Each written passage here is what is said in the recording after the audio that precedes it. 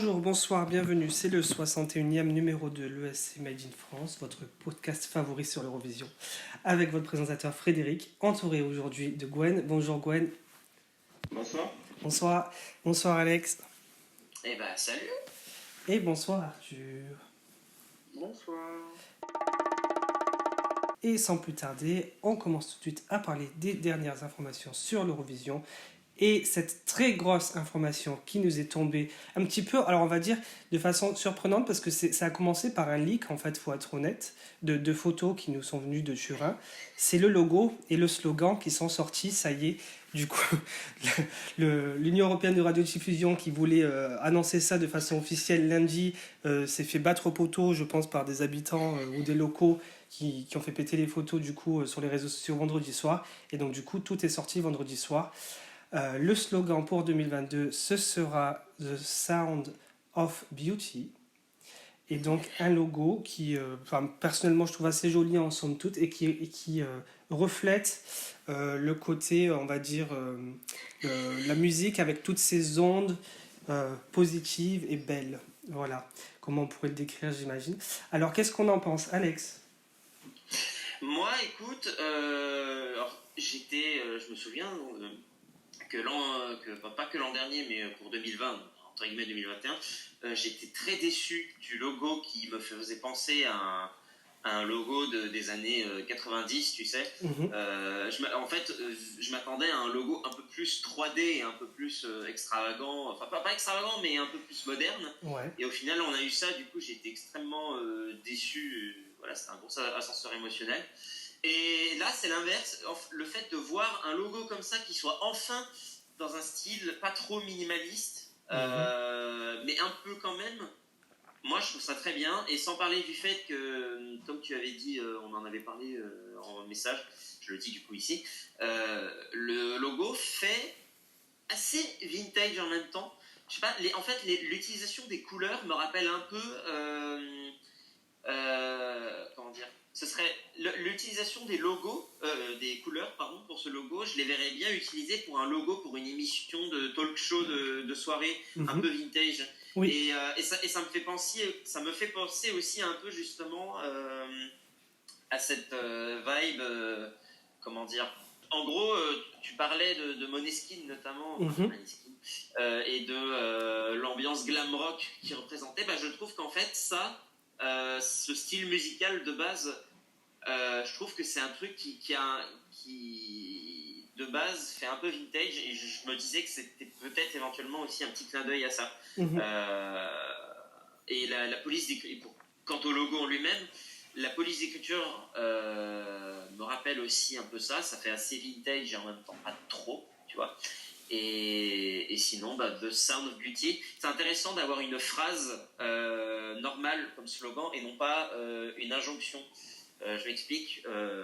L'an dernier, donc, on avait Open Up, donc ouvrez-vous. Ouais. Avant encore, c'était Dare to Dream, osez rêver. Encore avant, c'était à l'abordage, on board. Alors qu'aujourd'hui, on a juste une phrase, le son de la beauté, c'est tout. C'est pas, on nous demande pas de faire quelque chose dans ce slogan, c'est juste, cette année, c'est le son de la beauté, c'est tout. Et ça, je trouve que c'est quelque chose qu'on n'a pas souvent dans les logos. Dans les slogans, tu veux dire. Pardon.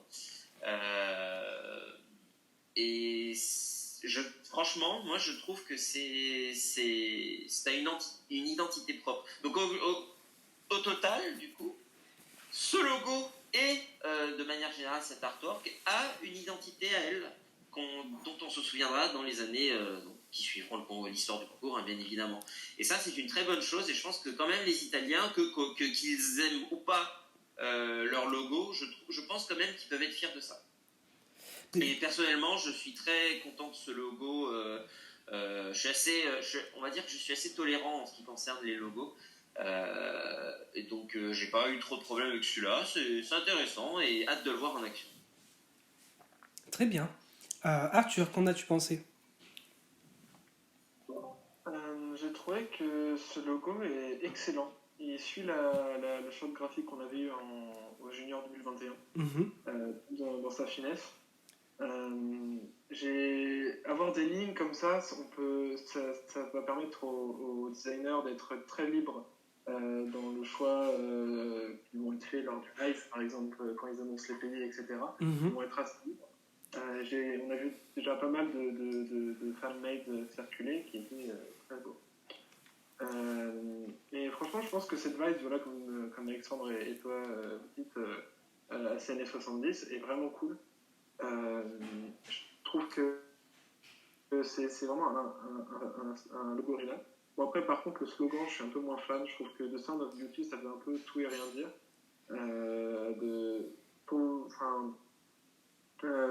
Pourquoi Beauty, je ne sais pas à quoi ça correspond. Peut-être qu'on aura des explications plus tard. Mais pour l'instant, moi, je ne suis pas hyper convaincu par le slogan. Mais en tout cas, le logo est très cool. Bah, c'est un petit peu aussi la définition, tu vois, d'un slogan, c'est de choisir des termes extrêmement vastes pour que tout le monde puisse les approprier. Et en fait, Voilà. j'ai vu des gens un petit peu polémiquer sur le fait de dire c'est quoi encore cette nouvelle apologie de la beauté avec tout ce qu'on a déjà aujourd'hui sur les réseaux sociaux, sur Instagram et tout ça machin, qui font les gens se sentir mal. Bah non, mais je suis désolé, en fait, les termes comme beauté, justement, chacun a sa vision de la beauté, il y a de la beauté de partout. Donc c'est ça qui est intéressant avec ce logo. Et pour rebondir aussi sur ce que tu disais, Alex, ce qui est intéressant, c'est que c'est une phrase d'une simplicité limite déconcertante, mais qui est très représentative finalement de la marque italienne à l'Eurovision, enfin de la marque de l'Italie dans le concours, parce que leur musique et puis même le festival de San Remo en général dégage une authenticité, une simplicité qui se reflète bien dans le choix de ce slogan-là en fait. Gwen, du coup, ce que tu en penses du logo? Personnellement, il me fait un peu ni chaud ni froid. J'en suis pas grandement fan par rapport aux autres logos qu'il y a eu dans le passé. Ouais. Mais dans un sens aussi, comme je sais que ce soit Arthur ou Alexandre ou toi-même tu l'as rappelé, je suis pas étonné dans le sens où c'est vraiment un logo et un slogan qui représente l'Italie en elle-même. Voilà, enfin. Ça m'a pas choqué tant plus que ça, mais je pense que l'Italie aurait peut-être pu essayer d'approfondir un petit peu le sujet, essayer de trouver peut-être autre chose, retrouver même des couleurs peut-être un peu plus chaleureuses, parce que je trouve que c'est un petit peu sombre. Et j'aimerais rajouter aussi qu'enfin on a des couleurs autres que le bleu dans un logo, en tout cas à prédominance d'une autre couleur que le bleu. Là, on a surtout des couleurs très chaudes, comme je l'ai dit, avec du orange, un peu de rose sur les contours du cercle, et une sorte de violet pourpre et magenta, très sombre. Et je trouve que effectivement, c'est rafraîchissant. Ça fait très méditerranéen ce choix de palette là en fait, de couleurs, je trouve. Et c'est ça aussi que ça représente très bien l'Italie. Effectivement, ça fait années 70 comme tu le disais, c'est ce que je cherchais à dire. Voilà ce qu'on a à dire du coup pour le logo et le slogan. J'espère qu'on aura l'occasion de voir très prochainement la version un peu, on va dire, animée de ça. J'imagine peut-être avec les vidéos officielles des chansons compétition cette année en introduction, si voilà, ils ont prévu ça. Ça se fait tous les ans, donc ça finira par sortir cette année aussi.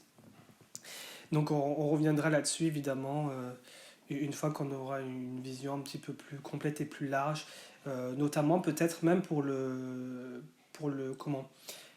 l'événement de la semaine prochaine qui est la distribution des différents pays dans les différentes demi-finales. On passe maintenant aux sélections nationales et donc du coup on a plein de morceaux qui sont sortis récemment, notamment les 7 chansons en compétition pour représenter la Finlande, donc c'est l'UMK 2022. Et donc les 7 chansons sont sorties comme le fait la Finlande depuis quelques années maintenant, au cours d'une semaine, avec chaque jour un nouveau morceau qui est sorti.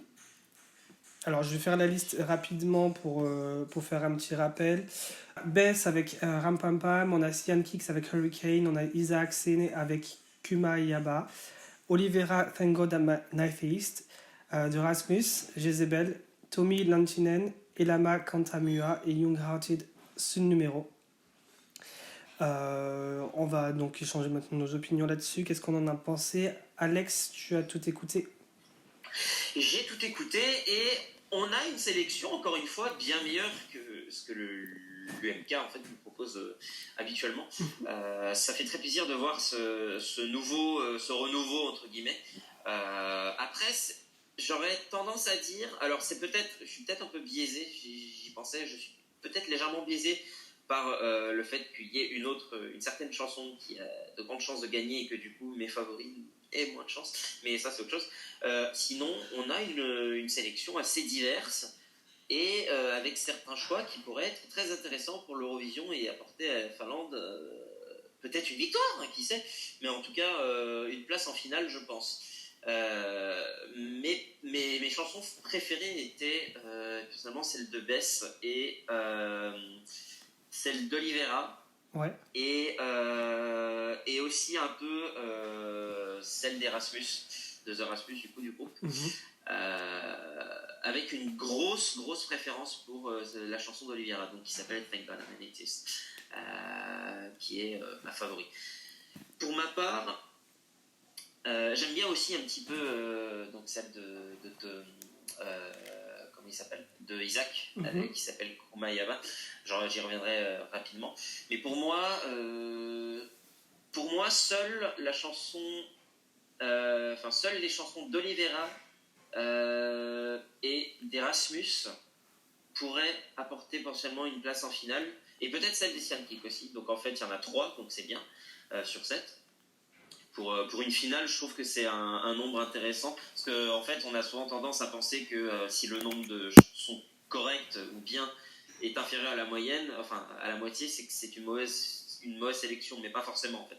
C'est surtout, on dit souvent que c'est pas l'arrivée qui compte, mais le voyage. Là, souvent pour les finales nationales, c'est l'inverse. C'est l'arrivée qui compte et non pas le voyage. Au final, c'est la chanson sélectionnée qui compte.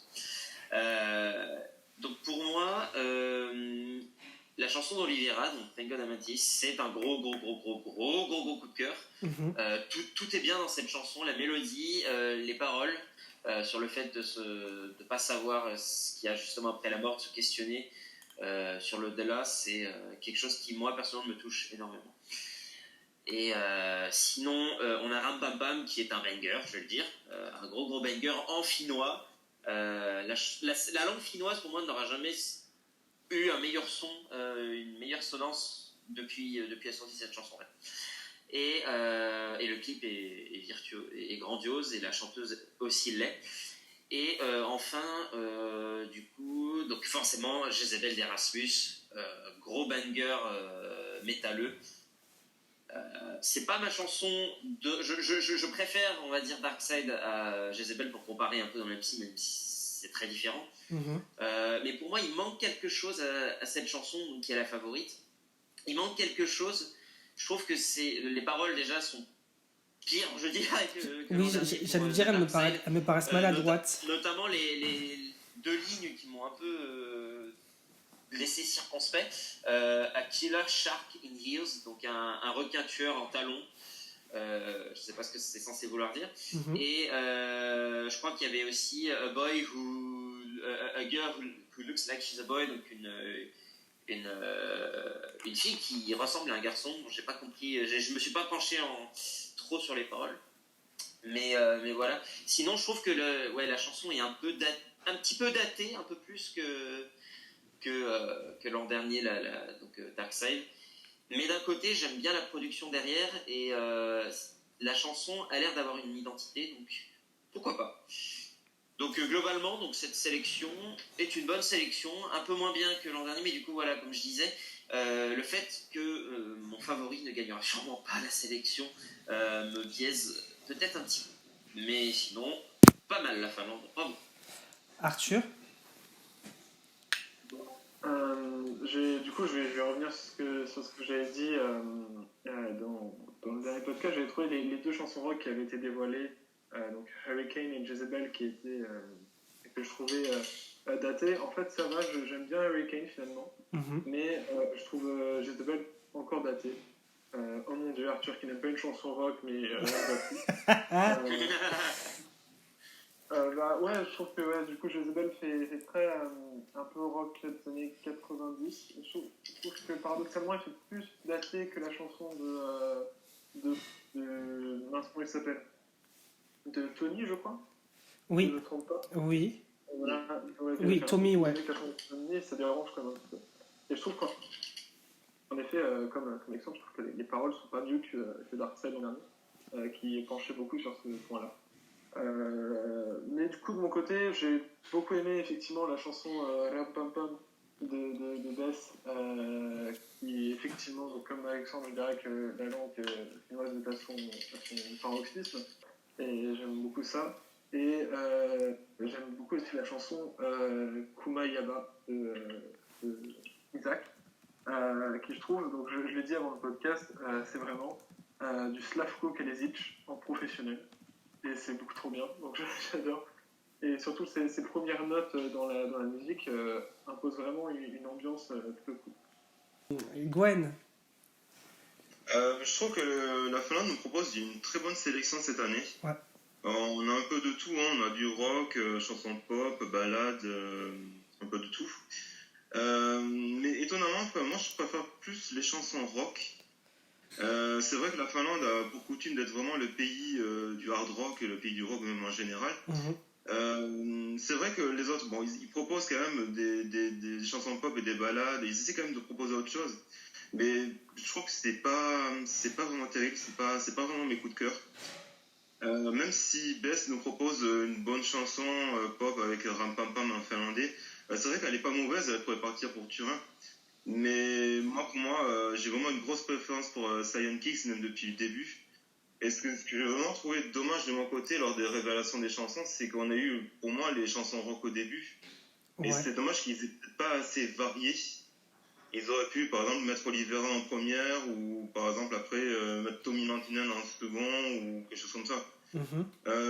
Je dois parler de Tommy Lantinen, ça a été une grosse surprise pour moi. Ouais. Je m'attendais un peu à une chanson un peu banale, classique, et au final, je trouve que c'est une chanson pop qui défend très bien. Oui. Je ne sais pas peut-être qu'en pensaient peut-être les gens, mais moi j'ai bien aimé sa chanson. J'adore aussi, ouais. Du coup, ton préféré, c'est Cyan Kicks. Cyan Kicks avec Hurricane, et s'il faut qualifier quelqu'un d'autre, je dirais The Rasmus avec Jezebel. Ok. Est-ce que c'est une évidence pour tout le monde que The Rasmus gagne, ou finalement c'est assez ouvert, vous pensez? Je pense très clairement, il y a eu un sondage, j'ai vu un sondage passer sur ma timeline sur Twitter. Ouais. Donc je sais pas si c'était dans un journal finlandais ou je sais pas quoi, mais en gros qui sondait la population finlandaise sur quelle chanson devrait aller à Turin. Et je crois que 51% des sondés ont répondu Jezebel. Ah ouais. Et le reste des pourcentages était genre à 10%. Je crois que c'est même 75%, non? C'est pas genre 75% Jezebel? Bah en tout cas c'était plus que la moitié, ça c'est sûr. J'ai vu 75%. Bah c'est possible, hein. C'est possible. Mais après pour moi je pense que c'est quand même assez ouvert. Hein. Je veux dire, il n'y en a pas un qui est d'autre. Moi je pense pas que ce soit très ouvert en vrai, parce que la Finlande, depuis qu'ils ont ressorti du rock slash metal, ils ont compris que c'était ça qui marchait, et donc en fait dès qu'il y a une nouvelle chanson metal ou rock un peu dans ce style-là à la sélection, les Finnois ils sont là comme ça, ils sautent sur l'occasion et ils réfléchissent pas. Donc à mon avis c'est ça qui se passe. Après peut-être qu'on aura une surprise, hein. C'est pas la première fois avec le jury.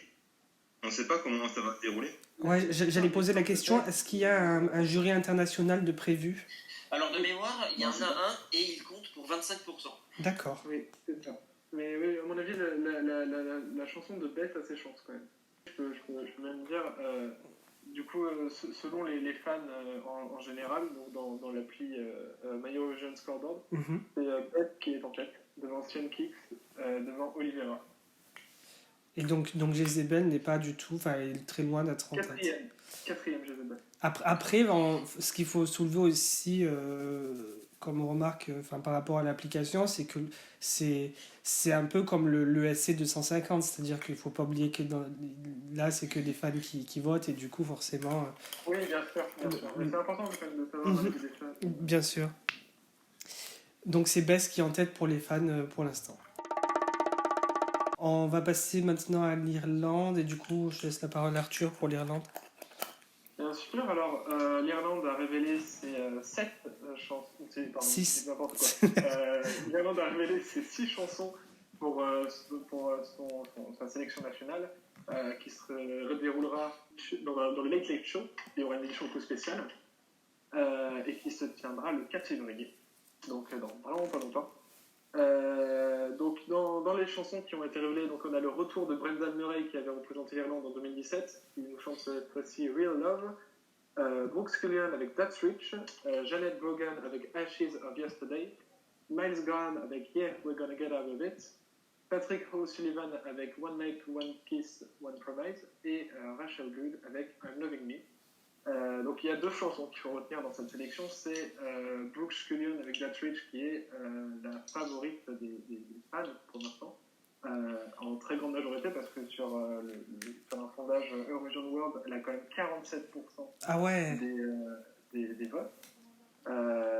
Et la deuxième chanson qu'il faut retenir, c'est celle de Miles Graham, Yeah We're Gonna Get Out of It, qui a eu un petit drama quand la chanson est sortie, et du moins quand la lyrics vidéo est sortie, car à côté de lyrics qui voulaient dire oui, nous allons faire en sorte que tu respires, ils ont mis l'image de George Floyd qui est peut-être assez inapproprié. Alors ce n'est pas du tout dans une intention de mal faire, hein, bien au contraire, mais du coup comment dire, c'est déjà de mauvais goût, c'est peut-être un peu trop tôt pour faire ce genre de choses, et surtout c'est trop tôt pour romantiser la chose, parce que c'est une chanson qui a une ambiance assez joyeuse, et mettre ça qui est encore un événement polémique et qui vient d'arriver récemment, c'est très limite. Donc, et en plus le fait que le chanteur ne se soit pas excusé et ait juste flouté l'image, ça en rajoute un petit peu dans la sauce qui est en train de prendre. En plus, apparemment, le chanteur aurait créé de faux comptes YouTube pour s'auto-soutenir sur sa vidéo. Enfin, c'est un bordel. C'est vraiment un truc de gamin, ça, je suis désolé. Je peux pas prendre un adulte au sérieux. Un adulte qui fait ça, je peux pas le prendre au sérieux, je suis désolé. Alors, ça me dérange beaucoup, hein, ça me dérange beaucoup cette histoire, parce que jusqu'à ce qu'il y avait ces paroles et cette image qui m'a vraiment gêné, et qui en a gêné beaucoup d'autres, j'ai vu ça sur Reddit et sur Facebook notamment, c'est que la chanson est vraiment pas mal en dehors de ça. Je trouve qu'elle a une musique qui musicalement elle fonctionne. Ouais. C'est vraiment dommage qu'il y ait ça qui gâche tout, parce que vraiment ça aurait pu être ma première place de cette sélection. Ouais. Donner limite un espoir, mais ça a vraiment tout gâché, quoi. Et sinon voilà, ma première place du coup à part ça c'est One Night, One Kiss, One Promise. Alors ce qui est intéressant justement avec celle-là, bon, moi je ne les ai pas encore écoutées, mais je viens de voir là que les auteurs-compositeurs, alors on a Nicky Byrne qui avait représenté l'Irlande en 2016, qui s'était pas qualifié. On a Lark Kay, je sais pas trop qui c'est, et on a une personne du nom de Danny O'Reilly qui fait partie d'un groupe de rock irlandais qui s'appelle les Corona. Alors, bon, c'est marrant à noter. Le groupe existe depuis à peu près 10 ans et en fait on peut dire qu'ils étaient visionnaires, quoi. Ça a dû leur faire un petit coup de pub, tout ce qui s'est passé depuis 2 ans. Sinon, je sais pas si vous avez remarqué, niveau marketing, moi je trouve que Brooke Scullion elle est au taquet parce que j'ai vu énormément de publicité pour elle. Et du coup, là, si on se basait que vraiment sur la communication, c'est elle qui gagne, quoi. Parce que autant la polémique voilà, sur Patrick, moi j'en avais honnêtement pas vraiment entendu parler avant ce soir, mais Brooke, j'ai vu plein de photos d'elle sur les réseaux sociaux. C'est-à-dire qu'en dehors de la polémique, sa chanson est assez passée inaperçue, donc d'accord. C'est un peu normal que tu n'aurais pas entendu parler. Et la sélection en elle-même est passée inaperçue, il faut le dire. Ouais. Et selon les fans d'ailleurs, mais c'est aussi Brooks Cullinan sur l'application qui est largement de. Donc ça donne peut-être éventuellement une petite idée de la personne, voilà, qu'on retrouvera à Turin pour représenter l'Irlande en mai prochain. On va passer maintenant au show qu'il y a eu hier soir. Et donc, on a eu la Norvège, deuxième demi-finale hier, avec une présentatrice en moins, du coup. Hier soir, c'est les aléas de la période que l'on vit.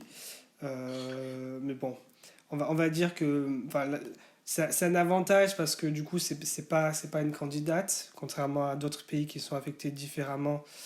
Du coup, par ça, on va en reparler un petit peu plus tard. Mais donc, pour le show en lui-même, hier soir en compétition, on avait Lily Love avec Bad Baby, on avait Stefan Jakobsen avec With Me Tonight, on avait Farida avec Dangerous et on avait Daniel Lucas avec Velertak. C'est Stefan Jakobsen qui a gagné le premier duel contre Lily Love. Farida a gagné le deuxième duel contre Daniel Lucas. Et finalement, c'est Farida qui a gagné sa place en finale avec Dangerous.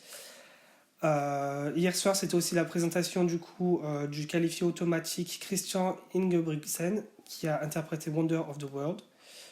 C'est un petit peu le Tom Leb norvégien de 2022. En tout cas, pour la chanson, c'est à peu près The Best of Me, voilà, mais avec des paroles différentes, on va dire. C'est un style cheesy, débordant. Est-ce qu'on est content du coup? Je sais pas si. Pas grand monde, je crois, a regardé hier soir le programme. Alex, t'as regardé? Alors, j'ai regardé le MGP, effectivement. Bon, c'était pas une demi-finale que j'attendais particulièrement parce qu'il n'y a pas énormément de mes favoris dedans. Il y avait vite fait Dangerous de Farida dedans, mais bon, j'ai observé avec un seul œil, on va dire. Ouais. Mais j'ai quand même été agréablement surpris par certaines prestations, notamment celle de Farida dont je viens de parler, Ouais. mais également celle de Stefan Jakobsen avec With Me Tonight. T'as aimé, ouais. Oui, j'ai beaucoup aimé, en fait, j'avais oublié cette chanson, je vais vous avouer. Mais en fait, l'esprit un peu voyesque de cette chanson a été très bien retransmis en caméra. C'était très agréable à écouter et à voir. C'est pas forcément une chanson très forte, mais pour moi, ça pourrait je serais pas contre l'idée de cette chanson gagnant la seconde chance, on va dire. Donc voilà. Et sinon, Farida, donc, qui clairement méritait de remporter cette demi-finale pour moi.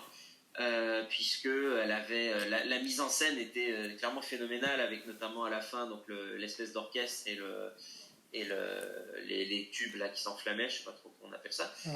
C'était très beau à voir, et malgré le fait qu'à un moment donné elle ait raté une note, ça encore au moins elle a joué la sécurité, elle a pas essayé de faire comme un certain candidat ayant représenté l'Espagne il y a quelques années, mais voilà. Donc la performance n'était pas gâchée non plus. Mais voilà quoi, c'est pas.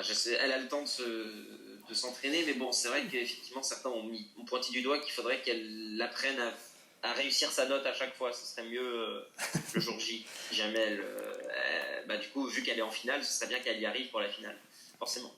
On dirait que du coup, elle a bien appris la leçon et l'inspiration de Love, Love, Peace, Peace.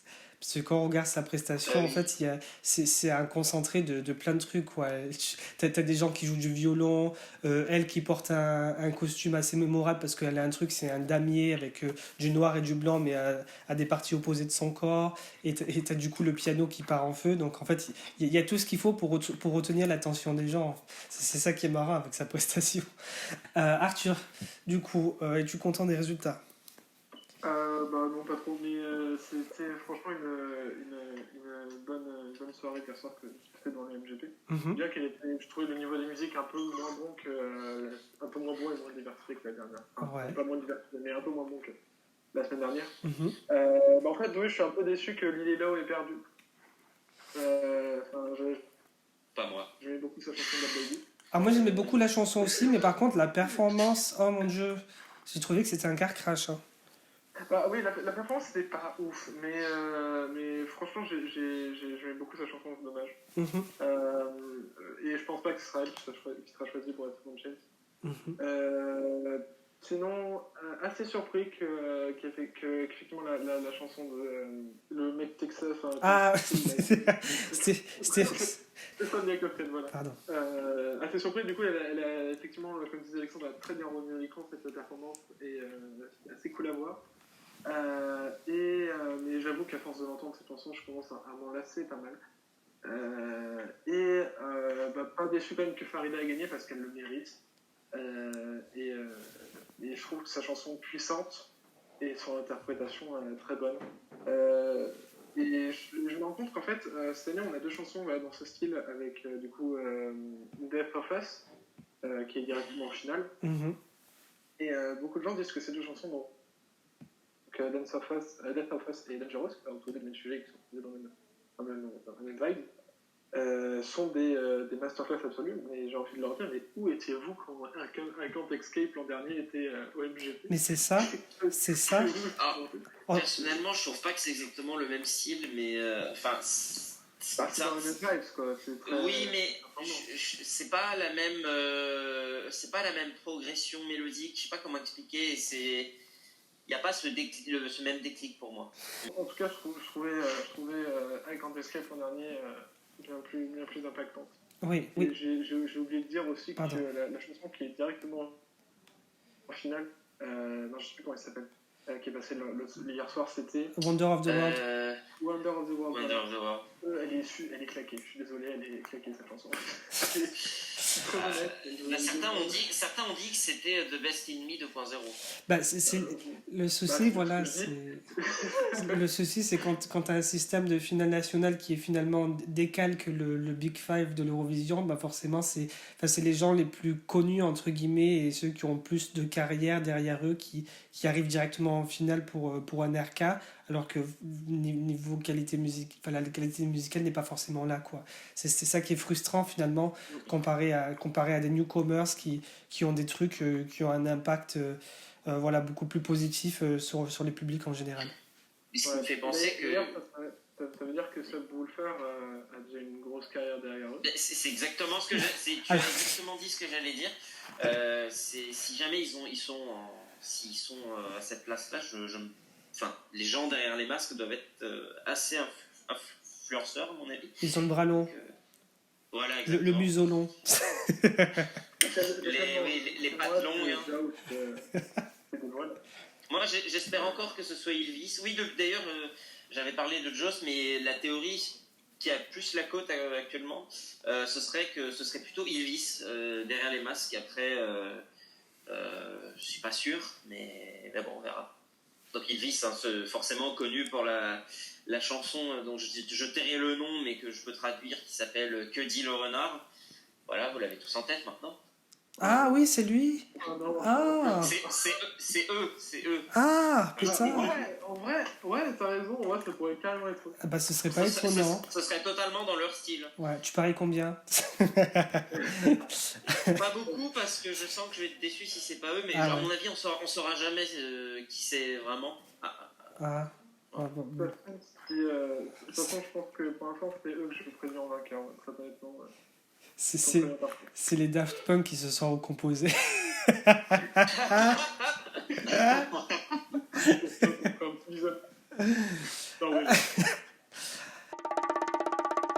Alors, autre show qu'on a eu du coup hier soir en direct, c'était en Lituanie, donc le pub Random is Now Show. Donc 12 candidats hier soir. Avec les désistements qu'on a eu du coup au total, je crois, si je dis pas de bêtises, sur les 36 qui étaient prévus, il y en a 33 qui sont présentés en demi-finale. 34. Ah, 34, oui, j'ai mal fait mon calcul, ouais, c'est tout. J'ai du mal à faire les calculs. Donc c'était 11 et 12. En plus, à chaque fois, c'est toi qui me corrige, Gwen. Et donc, ils étaient 12 hier soir. Et donc, on a eu Bazas Pegasas, on a eu Rutaloop, on a eu Vacha, Gelebra, Vilja. Emilia Valiukeviciute, Jintare Korsakaite, Zivile Jedvilaite, Monica Liu, Gebrasi, Menulio Fazé et Lolita Zero. Et les qualifiés dans tout ça sont Monica Liu qui arrive en tête, donc 24 points, 12 points jury, 12 points télévote. Deuxième place, Rutaloop, Call Me From The Cold. Donc voilà, deuxième. Troisième, Lolita Zero, Not Your Mother. Gebrasi est arrivé quatrième, Into Your Arms. Gintare Korzak a été cinquième. Et dernière qualifiée, Vilia, sixième. Alors, il faut noter quelque chose d'assez intéressant. C'est le score en télévote qu'a fait la première qualifiée d'hier soir, Monica Liu avec Sentimental, puisqu'elle a fait en fait à peu près 3 fois ce que les premiers en télévote ont fait les semaines précédentes, ce qui semble indiquer de façon assez soulignée qu'on a déjà une bonne favorite pour représenter la Lituanie cette année. Surtout si elle est aussi bien supportée, encouragée par le jury dans les étapes suivantes qu'elle l'a été hier soir, puisque le jury a été unanime, pardon. Anonyme. Unanime concernant du coup sa chanson. Et donc on verra ce que ça donne pour la suite, mais elle est très bien partie, voilà, pour faire un très bon résultat ou voire remporter la compétition en Lituanie. Du coup, Gwen, tu voulais en parler. Tu as vu ça hier soir? Oui, j'ai regardé cette soirée hier soir, qui est la troisième quart de finale. J'ai trouvé que le niveau était un petit peu plus élevé quand même que les deux précédentes. Il y avait de très très bonnes chansons. Alors au départ, Monica Liu, c'était pas vraiment mon coup de cœur. J'avais pas aimé la chanson. Et puis en réécoutant la chanson, je me dis que effectivement, ça peut être une candidate très sérieuse pour la Lituanie à l'Eurovision. Après, moi, j'attendrai de voir les demi-finales et de voir surtout les votes du jury, de savoir ce qu'ils en pensent. Lorsqu'ils auront justement réparti les demi-finales et qu'ils auront justement passé la demi-finale. Ensuite, moi j'avais plutôt un gros coup de cœur sur Ruta Loop et Call Me From The Cold. Ouais. C'est vraiment une très très belle balade. Bon, je dirais pas qu'elle a été sous-notée, mais moi je me serais attendu que ce soit elle plutôt qui aurait remporté le quart de finale plutôt. Ouais. La prestation, t'as aimé, ça va? T'as trouvé que c'était... Parce que j'ai vu pas mal de fans qui étaient déçus et qui s'attendaient à mieux visuellement. Moi j'ai beaucoup aimé Call Me From The Cold, je trouvais que c'était une très très belle balade. Je trouvais que même elle avait très très bien interprété. Ouais. Vraiment, je suis pas étonné que les fans même la placent en tête, parce que j'ai regardé les fans la placer en tête. Ouais. Mais j'ai peur que ça soit peut-être pas cette chanson, j'ai peur que ça soit plutôt Monica Liu qui soit choisie. Ouais. Sinon, je vais peut-être lancer le débat sur Lolita Zero. Oui. J'étais un peu, on va dire, perplexe hier soir. C'est costaud, hein. Visuellement, il faut s'accrocher. Hein. C'est costaud, visuellement, il faut s'accrocher. On va dire, sur Lolita Zero, j'ai beaucoup aimé la mise en scène, la chorégraphie qui était vraiment alléchée et millimétrée, mais j'ai pas aimé l'interprétation. J'ai pas trouvé ça vraiment terrible. D'accord. Et je suis pas étonné que le jury l'ait un peu plombé, je dirais. Ouais.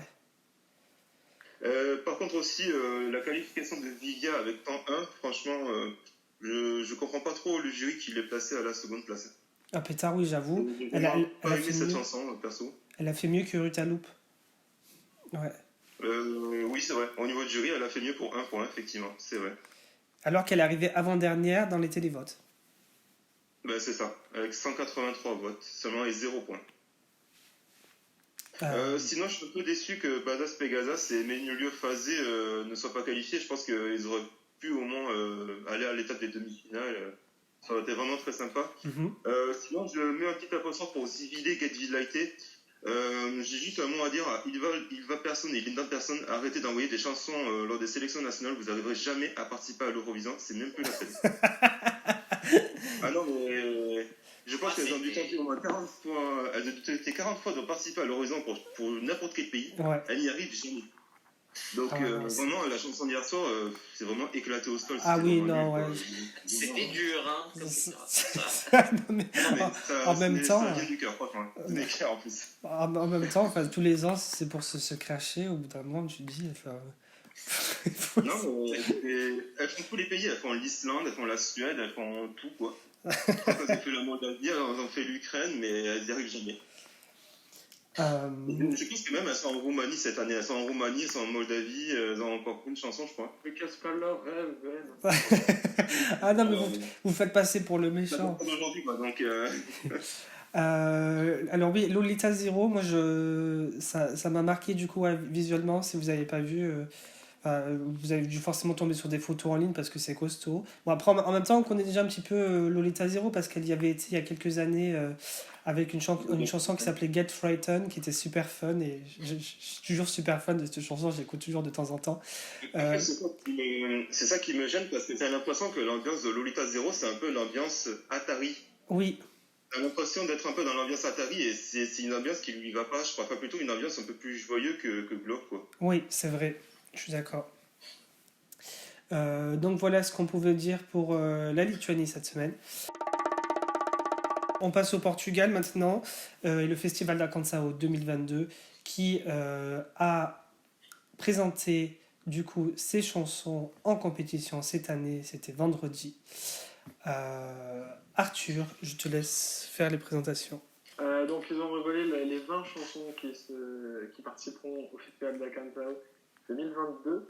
Dans ces 20 chansons, que du bonheur. Vraiment, je le dis avec le cœur, c'est vraiment une des meilleures sélections qui existe, Cancao. Mhm. Et en plus, d'année en année, elle se diversifie. Là, on a eu beaucoup de chansons autres que des ballades, et c'était un pur plaisir d'écouter ça. Je pense qu'on va avoir de très bonnes fins de soirée avec Cancao, parce qu'on rappelle que c'est plutôt à 22h, comme l'Espagne d'ailleurs. Mhm. Donc vraiment, ça va être un pur plaisir. Je vais pas vous lister toutes les chansons, je vais juste vous lister celles qui sont préférées par le public. Ah, j'allais dire préféré par toi. Parce que bon, ça, la vie compte. Ouais. Alors, du coup, les préférés de la part du public sont donc Ainda Nos Temos de Siro, Why de Aurea et Soda Soda de Maro et Dégradé de Bongo et Tristani. Donc dans ces 4 chansons, il y a Dégradé que je peux insister dessus parce que c'est vraiment une chanson qui est à l'opposé de toute la sélection, qui est une chanson qui est très banger en fait, mais à la fois très originale dans sa musicalité. À voir ce que ça donnera. Je pense pas que ça gagnerait Kansao parce que c'est quand même je peux dire que c'est très festif quoi, pour Kansao. Je trouve que, alors, personnellement, je trouve que Saudade Saudade est une chanson hyper belle, vraiment, et qui te. Franchement, si vous devez écouter qu'une chanson de Kansao, c'est vraiment Saudade Saudade parce elle t'emmène dans un. Enfin, selon moi, hein, bien sûr, elle t'emmène dans un univers assez space et à la fois assez. Je sais pas, où on se sent bien. C'est compliqué à dire ce que fait cette chanson, mais c'est vraiment cool. Et d'ailleurs, j'en profite pour dire que tous les titres où il y a Soda dedans, c'est toujours de valeur sûre, d'ailleurs. Parce que c'est vrai que l'an dernier, ça avait coupé le souffle à beaucoup de personnes, la chanson Sodade. Donc voilà, franchement très cool. La première demi-finale se tiendra le 5 mars 2022, la seconde le 7 mars et la finale le 12 mars. Donc vous avez le temps pour les écouter quand même, mais franchement c'est à ne pas louper, le Festival de la Canção. Et aussi d'ailleurs, j'ai oublié de dire que la charte graphique est tout le temps très très belle. Vraiment, ils savent faire une chose, c'est la charte graphique. Je suis très perturbé par les dates qu'ils ont cette année parce que normalement c'est 3 dimanches d'affilée. Et là, du coup, Oui. on a des 2 demi-finales en l'espace d'un week-end. Et la semaine d'après, du coup, la finale. Alors, je sais pas ce qui a induit cette modification du. Est-ce que ce serait pas l'influence du Benidorm et de Sanremo? Peut-être. Peut-être, Qui oui. impose du coup d'avoir 2 demi-finales comme ça qui se suivent. Effectivement, ouais. J'imagine. Ok, très bien. Ben, merci en tout cas pour ce petit mot sur le Portugal. Et on passe maintenant à une petite information qui nous vient de Serbie. C'est une modification du coup de la liste des candidats donc au PESMA za Eurovisiu 2022. Je sais pas comment on dit 2022 en serbe. Et donc il y a eu un retrait, c'est Stefan Zdrakovic qui devait interpréter Ljubi Svog Čoveka. qui est remplacée du coup, par Tijana Dapjevic, qui va nous interpréter Ljubi Doveka. Alors, ce qu'il faut noter, c'est que Tijana, on la connaît, puisqu'elle a représenté la Macédoine du Nord, qui était encore, du coup, à l'époque, l'ex-république yougoslave de Macédoine, en 2014, avec une chanson d'anglais qui s'appelait To the Sky. Moi, j'étais super fan, mais bon, elle n'était malheureusement pas qualifiée. Et donc, elle est de retour cette année en Serbie. Ce qui est intéressant, c'est que du coup, avec sa chanson qui remplace celle de Stéphane, en fait, le point commun, c'est que toutes les deux ont une seule et même auteure-compositrice. Il s'agit de Leontina Vukmanovic, qui, elle, avait notamment composé, coécrit L'Anemoje avec Zeljko Joksimovic en 2004. Voilà. Donc ça vend du rêve, on espère que la chanson sera sympa, ce serait marrant. Bon, ce serait pas la première fois évidemment dans l'histoire du concours, mais ce serait marrant qu'on retrouve Tijana représenter la Serbie, même pas 10 ans après avoir représenté un pays voisin. Et Tijana, c'est la sœur de Tamara. Oui, c'est vrai que c'est la sœur de Tamara Todevska qui comme chacun sait, a offert à la Macédoine du Nord son meilleur classement de tous les temps, du coup, dans le concours senior. Tu voulais dire un petit mot là-dessus, Arthur? Oui, je voulais juste dire que j'aime aussi beaucoup To the Sky, mais malheureusement, je trouve que ça manquait un petit peu de professionnalisme à l'époque au niveau de la composition de la chanson. Et de la performance d'ailleurs en elle-même. Mais sinon, alors c'est triste pour Stéphane, du coup, qui doit malheureusement quitter la compétition. Mais ça fait plaisir de voir une tête qu'on connaît dans la sélection serbe. Je crois que c'est la seule, mais je suis pas sûr. Je sais pas s'il y a un retour ou pas dans la sélection serbe déjà, mais en tout cas, ça fait plaisir de la voir. Alors, si tu veux, là, je peux te dire, on a une des filles de Moje 3 qui avait représenté la Serbie en 2013, qui revient aussi, Sarah Jo. Alors, Sarah Jo, qu'est-ce qu'elle nous interprète? Elle nous interprète Mushkarchina. Voilà, et ce serait apparemment le seul retour des gens qu'on connaîtrait du passé.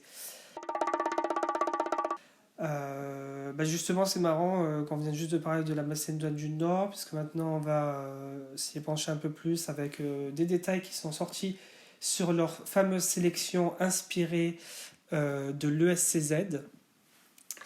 Leur version à eux, aux Macédoniens, ça s'appelle Za Eurosong 2022.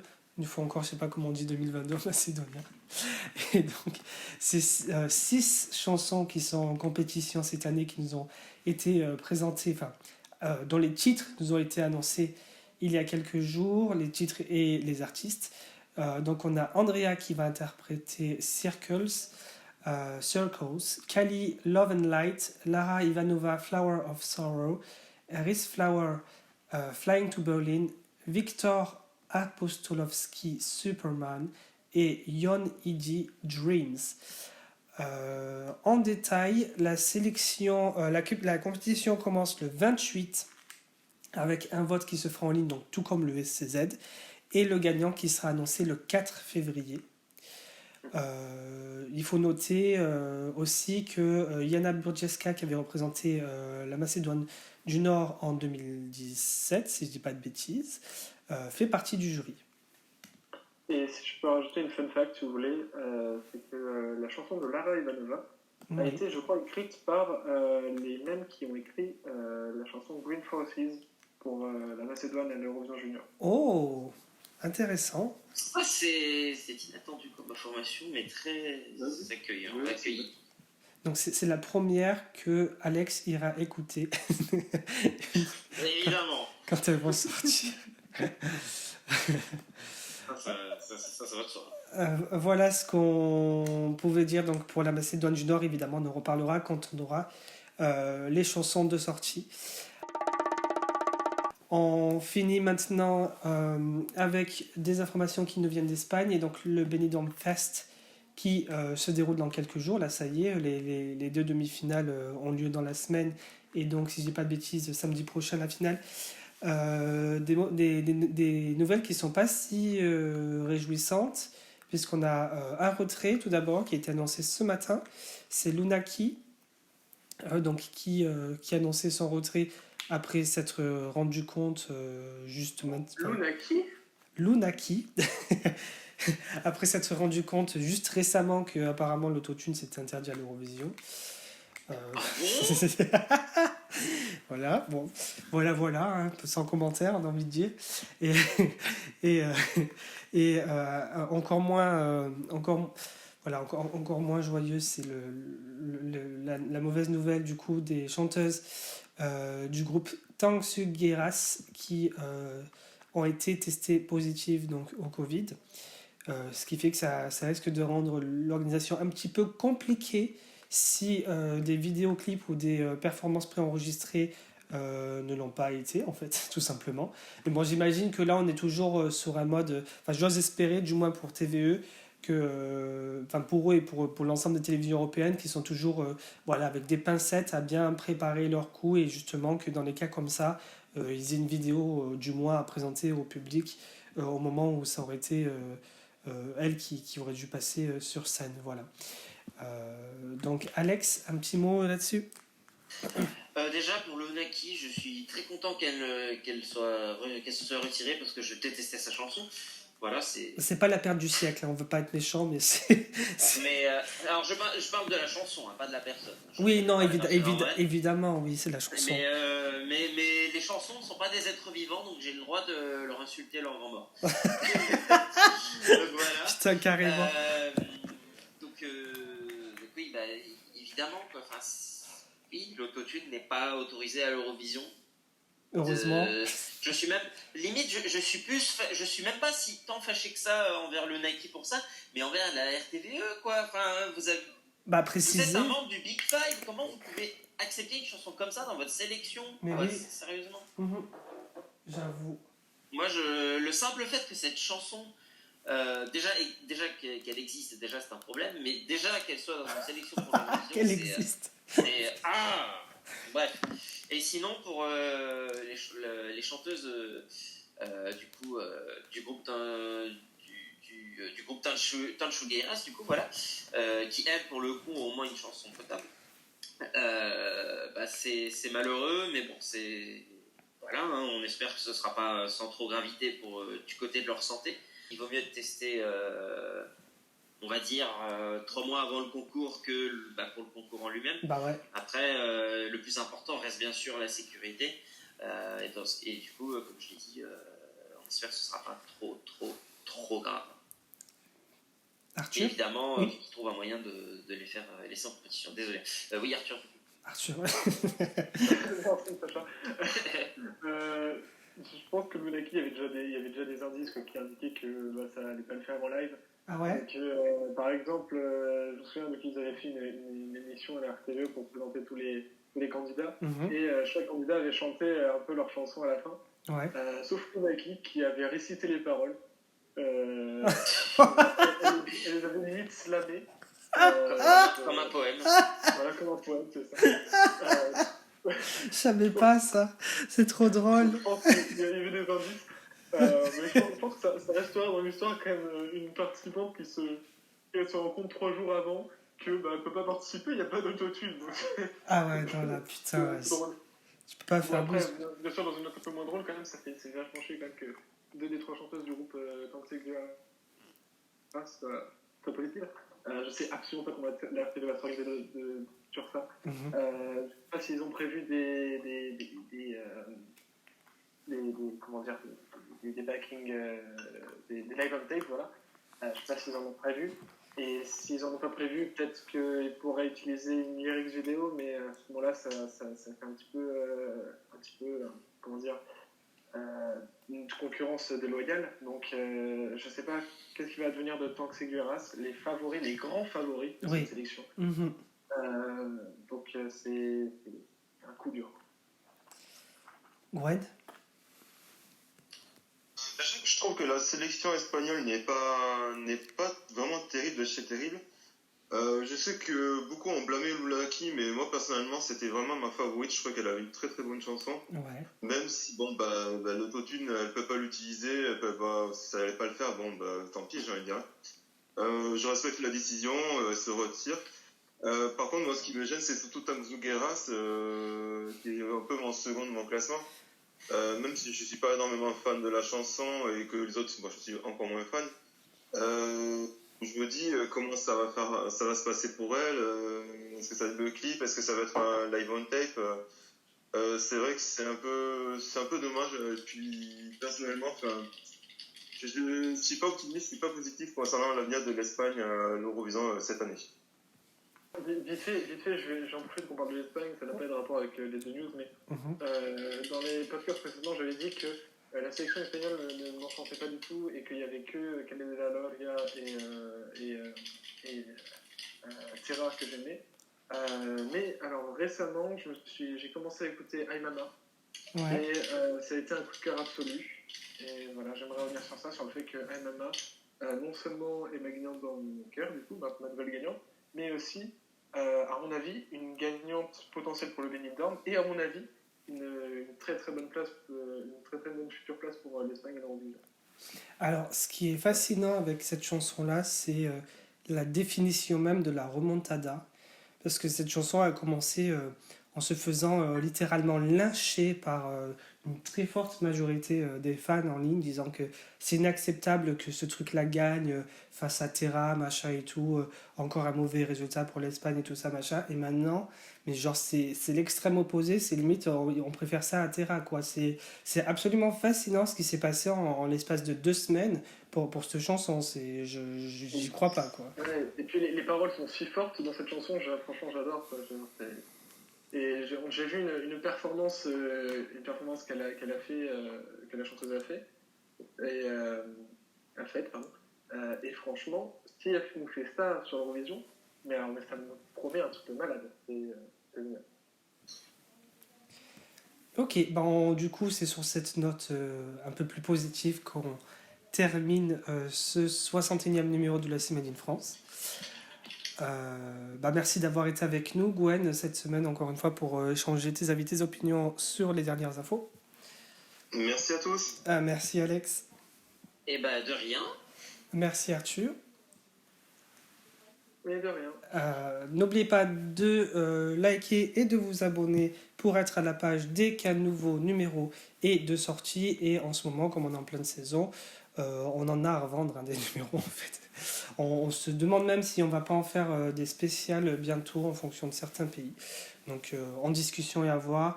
Dans tous les cas, on a toujours évidemment l'hebdomadaire avec donc plein de nouvelles infos à traiter la semaine prochaine. Merci de votre fidélité. On se retrouve bientôt pour un nouveau numéro. Bye bye. Au revoir. Salut à tous.